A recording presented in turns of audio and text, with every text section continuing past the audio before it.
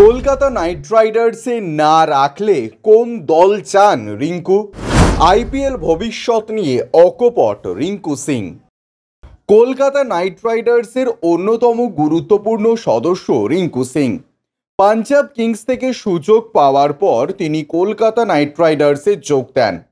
প্রথমে একটা বছর সুযোগ না পাওয়ার পর তিনি যখন সুযোগ পান তখন তিনি নিজেকে প্রমাণ করেন।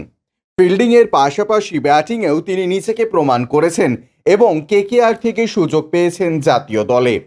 সামনেই রয়েছে আইপিএলের মেগা নিলাম। তার আগে প্রতিটা ফ্র্যাঞ্চাইজি তাদের দল চূড়ান্ত করবে। কেকেআর কাকে রাখবে আর কাকে ছেড়ে দেবে সেটা নিশ্চিত নয়। এই পরিস্থিতিতে নিজের ভবিষ্যৎ নিয়ে মুখ খুললেন রিঙ্কু সিং। সম্প্রতি একটি সাক্ষাৎকারে রিঙ্কু সিংকে প্রশ্ন করা হয়, মেগা নিলামে তাকে কেকেআর না রাখলে তিনি কোন দলে যেতে চাইবেন। জবাবে রিঙ্কু বলেন, আরসিবিতে যাব, কারণ সেখানে বিরাট কোহলি আছেন। তবে আরসিবি তাকে দলে নেবে কিনা বা কেকেআর তাকে ছাড়বে কিনা সেটা নিয়ে সময় বলবে।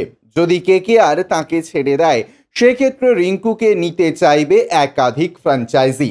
তাদের সঙ্গে লড়তে হবে আরসিবিকে। ফলে রিঙ্কু চাইলেও সম্ভব নয়। যদি তার ড্রাফটের মাধ্যমে দল নেয় সেক্ষেত্রে তিনি যেতে পারেন আরসিবিতে।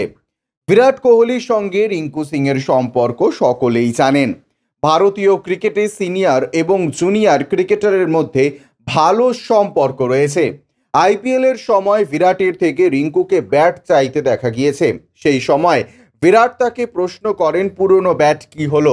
জবাবে রিঙ্কু জানান তিনি ভেঙে ফেলেছেন পুরনো ব্যাট। তারপর বিরাট নতুন ব্যাট উপহার দেন রিঙ্কুকে। এবার দলীপ ট্রফিতে সুযোগ পাননি রিঙ্কু সিং।